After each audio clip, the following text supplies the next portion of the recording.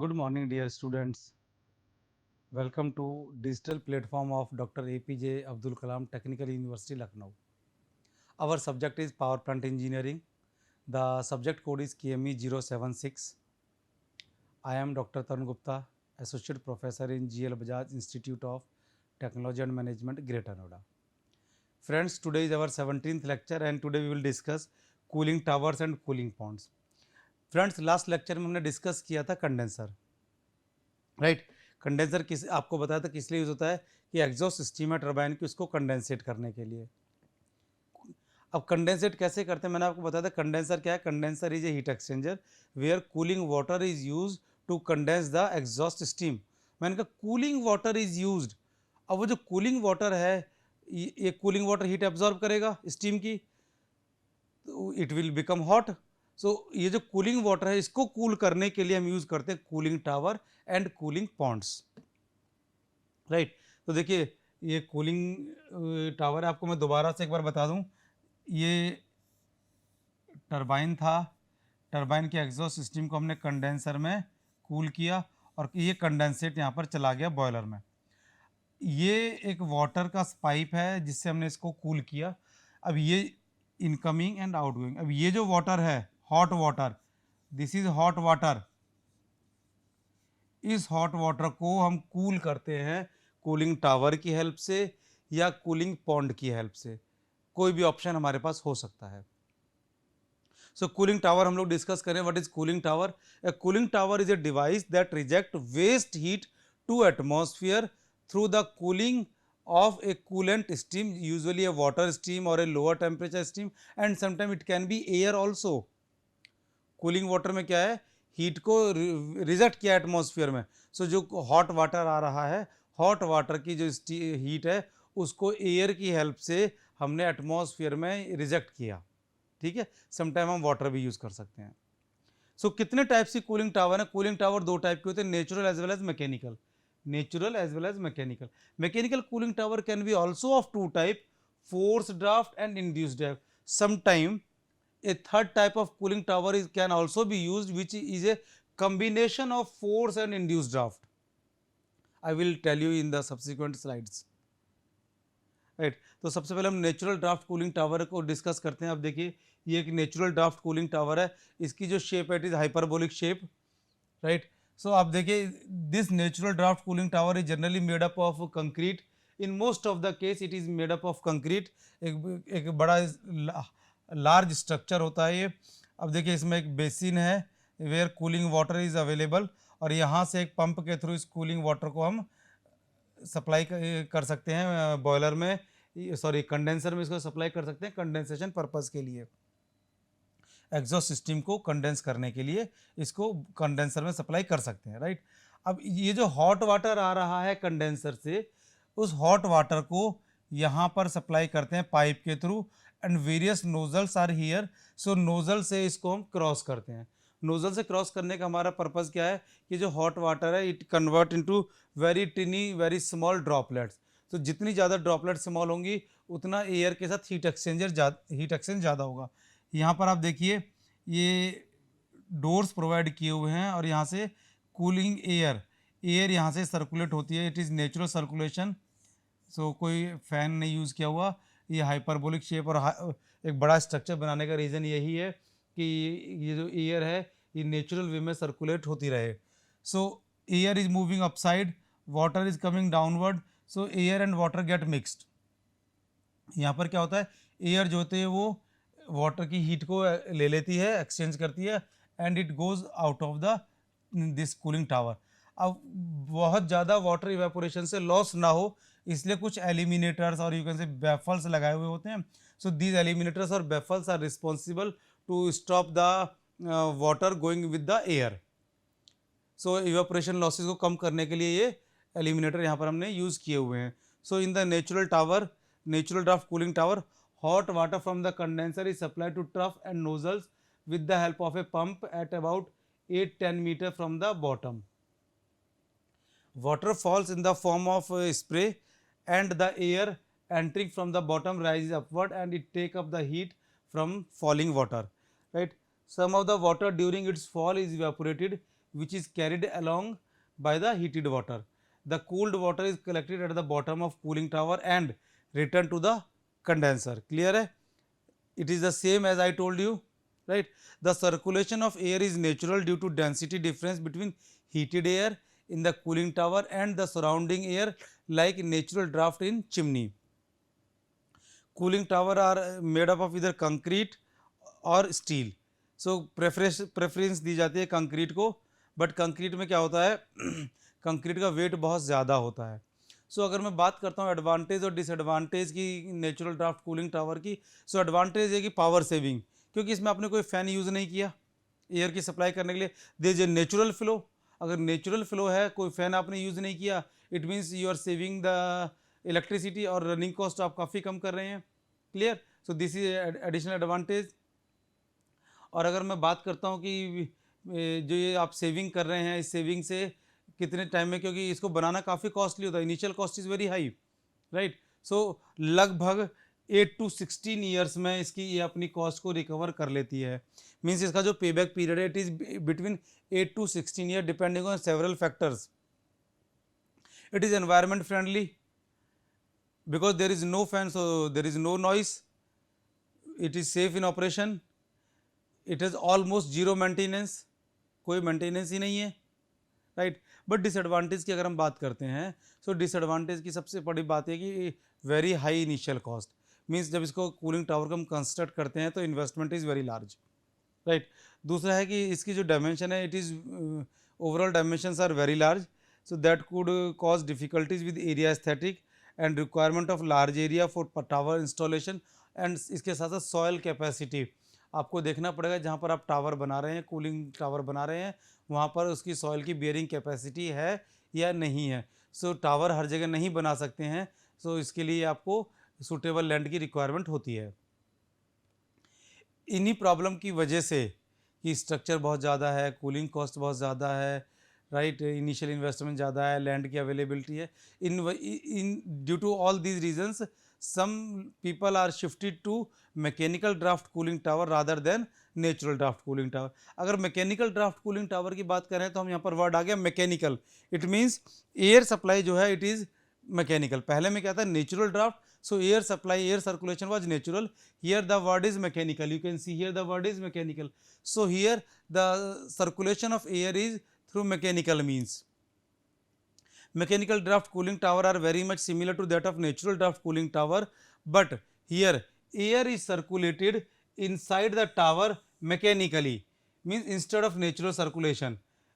Mechanically कैसे circulate कर सकते हैं? We can use propeller fan, we can use centrifugal fan, so कुछ भी use कर सकते हैं. अब देखिए आपने fan use किया यहाँ पर. Whenever we are using fan, it means we are increasing the running cost. Clear है? एडवांटेज और डिसएडवांटेज की बात करते हैं मैकेनिकल ड्राफ्ट कूलिंग टावर की, फिर जो उसके टाइप्स हैं हम उसको डिस्कस करेंगे, राइट. सो एडवांटेज की बात करते हैं. For the same capacity, means एक पावर प्लांट है, उसके लिए आप नेचुरल ड्राफ्ट कूलिंग टावर भी लगा सकते हैं, मैकेनिकल ड्राफ्ट कूलिंग टावर भी लगा सकते हैं. So we are talking about the for the same capacity power plant.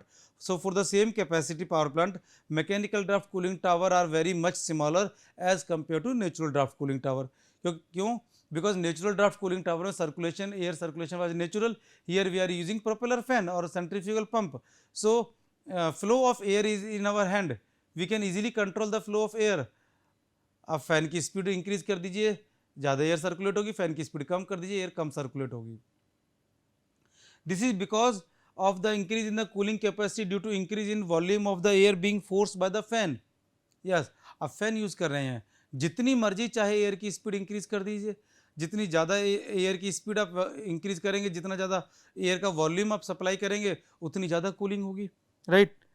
Capacity control is very easy and easily possible in this tower, because यहाँ पर क्या है, कैपेसिटी कंट्रोल के लिए आपको केवल फैन की या ब्लोअर की स्पीड कम करनी है. प्रीवियस केस में क्या था, नेचुरल ड्राफ्ट कूलिंग टावर में वहाँ डोर्स लगाए हुए होते हैं. सो अगर आपको कंट्रोल करना है तो आपको सारे डोर्स क्लोज करने पड़ेंगे. क्लियर? जितने डोर्स क्लोज करेंगे उतनी स्पीड कम हो जाएगी, उतनी एयर कम जाएगी. हियर ओनली आपको केवल फैन की या ब्लोअर की स्पीड को कम करना है केवल, ठीक है.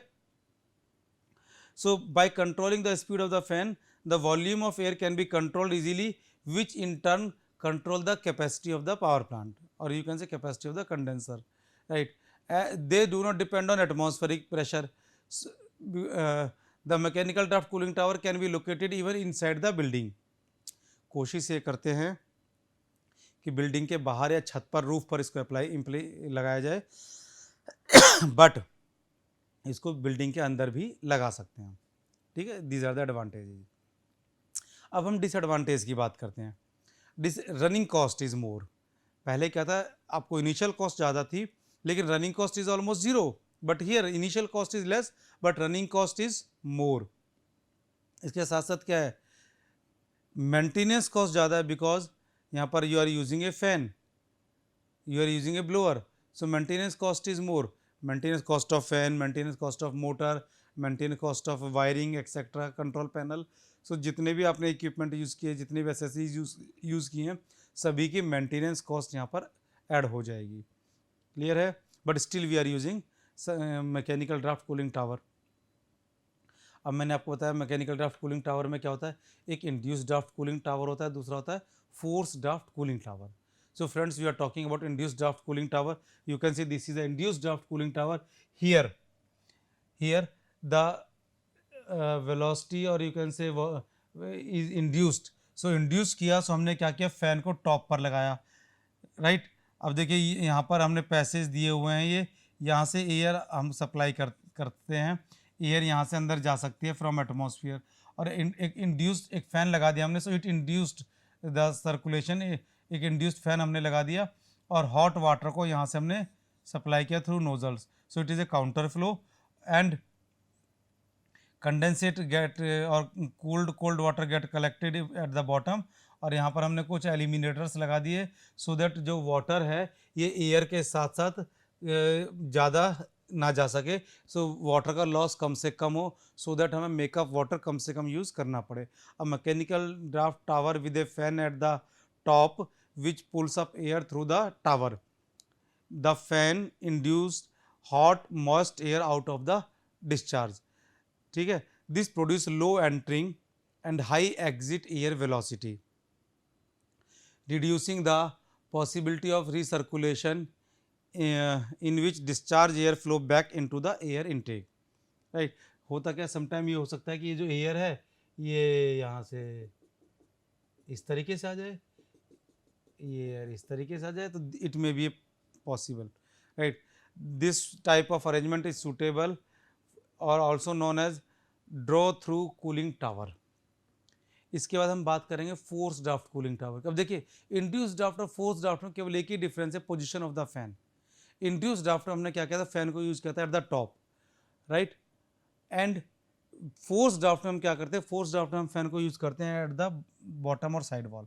सो यहाँ पर हम फैन को और ब्लोअर को यूज़ करते हैं, हॉट एयर ऊपर चली जाती है। अब देखिए आप कह सकते हैं कि सर ये एयर भी तो रिसर्कुलेट कर सकती है, yes, but chances are very less, right. So hot water is supplied here with the help of nozzle, यहाँ पर नोजल्स होते हैं, सो नोजल की हेल्प से ये वाटर यहाँ पर सप्लाई किया जाता है, and water comes in contact with the air, clear, and again there will be heat exchange, air will carry the heat and cold water will settle down due to gravity.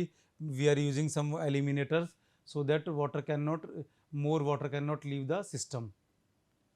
In forced draft cooling tower, the circulation is air is produced by the fan placed at the base of the tower. Now comparison of natural draft and forced draft cooling tower. अब देखिए comparison करते हैं, we are comparing on the various factors. Let's say first factor size and shape. Natural draft cooling tower की बात करते हैं, इसकी height approximately 125 metre तक हो सकती है, इसका डायमीटर 100 मीटर तक हो सकता है, एंड हाइपरबोलिक शेप इसकी होती है। फोर्स ड्राफ्ट की बात करते हैं, so it is almost 15 meter high, right, and 1000 meter of in length. It has long rectangle box in shape, right. Initial cost it's very high, half of the natural draft cooling tower. Maintenance operating cost is less while operating cost is high. Maintenance cost is low, maintenance cost is very high. Water loss are very less, water losses are more, क्योंकि air की velocity force draft में ज़्यादा होती है। Air की velocity ज़्यादा होगी तो वाटर का लॉसेस ज़्यादा होगा। इसकी लाइफ ज़्यादा होती है, इसकी लाइफ काफ़ी कम होती है, क्योंकि यहाँ पर आपको रेगुलर मेंटेनेंस की रिक्वायरमेंट होती है। मैंने आपको बताया कि एक दोनों को मिला कर के भी यूज़ करते हैं। देखिए, फ़ोर्स और नेचुरल ड्राफ्ट को मिला कर के जो अगर हम यूज़ करेंगे तो उसको एक थर्ड नाम दे देंगे, उसको नाम दे देंगे हम balance draft. Here I have not mention here but you can write balance draft cooling tower. अगर बैलेंस ड्राफ्ट कूलिंग टावर है, बैलेंस ड्राफ्ट, तो बैलेंस ड्राफ्ट क्या होगा, एक फ़ैन यहाँ पर होगा और एक फ़ैन यहाँ पर होगा। सो मीन्स फोर्स भी होगा, इंड्यूस्ड भी होगा। अगर दोनों है तो it is known as balance draft cooling tower. इसमें दोनों के एडवांटेज मिलते हैं, बैलेंस ड्राफ्ट का भी, फोर्स ड्राफ्ट का भी। फ्रेंड्स, इसके बाद बारी आती है हमारी कूलिंग पॉन्ड की। अब देखिए, sometime it is not possible to install cooling towers due to any reason. Cost may be one of the reason, right. Soil capacity और bearing capacity of soil may be one of the reason. So in that case हम क्या करते हैं, अगर cooling tower बनाना possible नहीं है किसी भी रीजन से, तो फ्रेंड्स हम जाते हैं सेकंड ऑप्शन की तरफ, that is cooling pond. Though efficiency of cooling pond is less than cooling tower, but whenever we have no option we go to cooling pond only. Cooling pond क्या है? Cooling pond is a pond, you can say it is man made body of water primarily form for the purpose of supplying cooling water to a nearby power plant. ठीक है। अच्छा, कई बार क्या होता है कि इसको कूलिंग टावर के साथ में भी यूज़ कर सकते हैं मेकअप वाटर सप्लाई करने के लिए, but in most of the cases cooling pond को कूलिंग टावर की जगह यूज़ किया जाता है, right. Cooling ponds are used where sufficient land is available as alternative to cooling tower, right. Cooling pond को कूलिंग टावर का alternate use करते हैं, बट सफिशिएंट लैंड इसके लिए हमें रिक्वायर्ड होती है, क्योंकि हमें एक पॉन्ड बनाना है, राइट। कूलिंग टावर्स में क्या था, फ्लोर एरिया के साथ साथ आपको आप हाइट पर भी जा रहे हैं, but in the cooling pond आपको सरफेस एरिया चाहिए। Cooling pond is one of the simplest method of cooling the condenser water. This method is less efficient than the cooling tower. अब कूलिंग पॉन्ड की बात करें, there are three type of cooling pond. First one is natural and directed flow, other is single and double deck, third one is spray pond with lower fan. So all the cooling ponds can be categorized into three types: natural and directed flow, single deck and double deck, and spray pond with lower fan. So we will discuss all these three. So first one है natural flow cooling pond. एक ये pond बना दिया। अच्छा, आप ये जो pond देख रहे हैं ना, ये पॉन्ड समटाइम इस पॉन्ड को मेटल का भी बना सकते हैं। इट इज़ इसमें ओपन होता है, इसकी सरफेस जितनी ज़्यादा होगी, ध्यान रखिएगा, यहाँ पर हीट एक्सचेंज कैसे होता है, कूलिंग वाटर की हीट कैसे रिमूव होती है, it is at the surfaces. So अगर आप इसको अर्थ पर बनाते हैं, लैंड पर बनाते हैं, गड्ढा खोद के बनाते हैं, पॉन्ड की शेप में बनाते हैं, सो हो सकता है कि इसमें एयर सिर्फ सरफेस पर कॉन्टैक्ट में आए। सो और अगर आप इसको एक मेटल की फॉर्म में बना देते हैं, बड़ा सा मेटल का बॉक्स बना देते हैं जिसकी सरफेस हो ऊपर से ओपन है, टॉप ओपन है, सो टॉप से तो एयर एक्सचेंज होगी, साइड में वॉल से हीट भी रिमूव होगी एटमॉस्फेयर में, राइट, कंडक्शन के थ्रू। सो आप देख सकते हैं ये एक कूलिंग पॉन्ड है। हॉट वाटर को यहाँ से हमने सप्लाई किया, राइट, और कोल्ड वाटर को यहाँ से हम ले रहे हैं। अब कोल्ड वाटर को नीचे से क्यों ले रहे हैं हम? कोल्ड वाटर नीचे से लेने का हमारा एक रीज़न है कि ड्यू टू ग्रेविटी जो वाटर ठंडा होगा, जिसका टेम्परेचर कम होगा, वो नीचे सेटल होगा, हॉट वाटर ऊपर होगा। सो डेंसिटी डिफरेंस रहेगा हॉट वाटर और कोल्ड वाटर में। Cold water always available at the bottom and hot water will available at the top. So hot water के एयर में यहाँ पर एयर कॉन्टैक्ट में आएगी, या atmospheric air will come in contact, it will remove the heat, right. So you can see it is a non directed, यहाँ पर कोई डायरेक्शन नहीं है, वाटर कैसे भी फ्लो कर सकता है हॉट वाटर, राइट। ये हॉट वाटर इस तरीके से भी जा सकता है, ऐसे भी जा सकता है, कैसे भी जा सकता है यहाँ पर। So this system is rarely use now it is, आज की डेट में इस सिस्टम को यूज़ नहीं करते हैं। डायरेक्टेड फ्लो कूलिंग टावर अगर आप देखें, ये डायरेक्टेड फ्लो कूलिंग टावर है। टॉप व्यू आप इसका देख रहे हैं डायरेक्टेड फ्लो कूलिंग टावर का। डायरेक्टेड फ्लो कूलिंग टावर में आप देखिए, हॉट वाटर को हम सेंटर से सप्लाई करते हैं।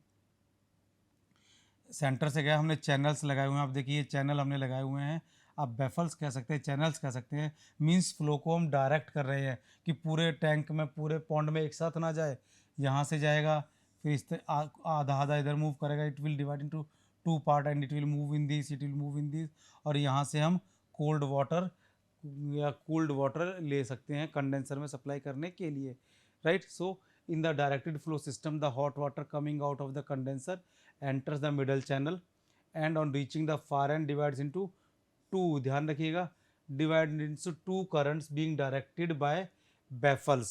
मैंने बताया ना baffles और channels ये लगाए हुए हैं हमने, राइट। ये किस लिए किया, so as to traverse the pond several times before uniting at the intake point। तो जब तक यहाँ से जाएगा ये कई बार ट्रेवल कर ले, कई बार ट्रेवल करने से क्या होगा, हीट रिमूव ज़्यादा होगी, एयर के कांटेक्ट में ज़्यादा आएगा, और अगर ये मेटालिक टैंक है तो सरफेस से भी हीट बहुत ज़्यादा रिमूव होगी। The water gets more time and passes over a more surfaces, so the cooling achieved is very effective. ठीक है, इसके बाद हम बात करते हैं जो सेकंड हमारी कैटेगरी थी, single deck and multiple deck. अब देखिए सिंगल डेक स्प्रे पॉन्ड, ये सिंगल डेक स्प्रे पॉन्ड है। इसमें आप देख सकते हैं कि यहाँ पर एक पॉन्ड अवेलेबल है, एक पॉन्ड हमने बनाया हुआ है। इस पॉन्ड में वाटर को, हॉट वाटर को डायरेक्ट सप्लाई नहीं कर रहे हैं, हमने एक पाइपलाइन इसके ऊपर थोड़ा सा डिफरेंस रखा है एलिवेशन का, एक पाइपलाइन ऊपर हमने ले की है। इस पाइपलाइन में हमने नोजल्स लगा दिए अप साइड में, ध्यान रखिए नोजल डाउनवर्ड नहीं है, nozzle are upside, right, so that more air can come in contact. So upside air हमने यहाँ नोज़ल यहाँ पर लगा दिए हैं।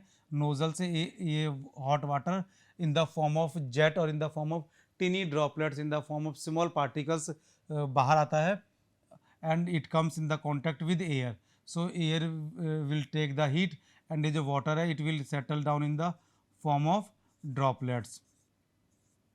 ड्रॉपलेट की फॉर्म में ये जो वाटर है ये यहाँ पर सेटल डाउन हो जाता है, और यहाँ से इस कोल्ड वाटर को हम यूज़ करते हैं कंडेंसर में। So in a single deck arrangement you can see all the jets are arrange on the same elevation, its effective cooling effect is less than double deck system. अभी मैं आपको double deck system भी बताऊंगा। In this system warm water is received from the condenser is spread through the nozzles over a pond of large area and cooling effect is lost by evaporation and windage. ध्यान रखिए कोई भी cooling pond आप use कर रहे हैं, surface area हमें ज़्यादा चाहिए। This is a double deck system. अब देखिए अभी तक क्या था, अभी तक हमने क्या किया था, एक पॉन्ड हमने बनाया था, इससे प्रीवियस सिस्टम में सिंगल डेक सिस्टम एक पॉन्ड हमने बनाया था। इस पॉन्ड के बाद हमने क्या करा, आप देखेंगे पहले सिस्टम में केवल सेम एलिवेशन के जेट हमने यूज़ किए थे। Here we are using the jets on two different elevations. आप देख सकते हैं one set is this, one set is this, other set is this, so two elevation पर हमने यूज़ किए। now hot water is supplied through a pipe, again there are nozzles, so nozzle का function है कि nozzle इस water को tiny droplets में convert कर देता है। so tiny droplets, very fine droplets are here, very fine droplets are here, and air comes in contact with these fine droplets, air extract its heat, ठीक है। So some water get lost due to evaporation because it get mix with the air, और जो water बच गया in the form of droplets it will settle down in the tank, और इस tank से हम क्या करते हैं, इसको वाटर को कंडेंसर में सप्लाई कर सकते हैं for condensation purpose, right. Its cooling effect is more than single deck system as water comes in contact with air at lower temperature. Clear है। इसके बाद हम बात करते हैं spray pond with lower fans. अभी मैंने आपको बताया कि ये जो सिंगल जेट या डबल जेट या सिंगल डेक और मल्टीपल डेक सिस्टम यूज़ करते हैं, so some portion of water get loss due to evaporation, right. So to minimise that loss we are using some fans, some baffle, some lower fan. So this is the same system. इस system में हमने केवल क्या किया, हमने केवल water का जो लॉस है, वाटर के लॉस को मिनिमाइज करने की कोशिश की है, right. So you can say again there is a pond, right, एक पाइप, सेम पाइप हमने सप्लाई किया है, आप देख सकते हैं, ठीक है। इस पाइप में नोजल है। नाउ नोजल का फंक्शन सेम है, it spray the water in the very fine droplets. So now water, air come in contact with the water and some water get evaporated. So अब क्या किया हमने, यहाँ पर ये लोअर फैंस लगा दिए। लोअर फैंस लगाने से तो क्या होगा, एयर की वेलोसिटी ज़्यादा हो जाएगी, ठीक है। एयर, इससे क्या होगा, एयर की वेलोसिटी ज़्यादा होने से more heat can be removed. Air की वेलोसिटी ज़्यादा क्यों होगी, बिकॉज ये जो ये जो आप देख रहे हैं ना, ये lower fans, they will act as a nozzle, right. इसके साथ साथ ऊपर भी हमने, आप देख सकते हैं, कुछ प्रोवाइड किया हुआ है। सो ऊपर प्रोवाइड करने का हमारा रीज़न केवल यही है कि जो वाटर का जो लॉस होगा इवेपोरेशन से, ये थोड़ा सा कम हो जाए। So in case of open pond, draft floats will be more if wind velocity is high, this can be avoided by providing lower fans. So यहाँ पर क्या है कि यूनिफॉर्म स्पीड आपको मिल रही है, अनकंट्रोलेबल स्पीड आपको अवेलेबल नहीं है, ठीक है। और उसके साथ साथ क्या करते हैं हम, यहाँ पर हम एलिमिनेटर्स आप कह सकते हैं, बेफल्स कह सकते हैं। सो एलिमिनेटर्स और बेफल्स हम यहाँ पर प्रोवाइड करते हैं, सो दैट ये जो वाटर इवेपोरेट हो रहा है और वाटर का जो लॉस हो रहा है, सो ये लॉस कुछ कम हो जाए, सो दैट ये जो मेकअप वाटर है, मेकअप वाटर हमें कम से कम ऐड करना पड़े, राइट। सो फ्रेंड्स, इसके बाद just we are discussing advantage and disadvantage of cooling pond. So अगर मैं एडवांटेज की बात करता हूँ कूलिंग पॉन्ड की, initial cost is very less, right, also very simple in design and arrangement, also running cost is almost nil, running cost is very less, maintenance cost is very less. So is all type of cost, initial cost, running cost, maintenance cost सभी कम है, right, but still इसको हम कम use करते हैं, क्यों? Because disadvantages ज़्यादा हैं।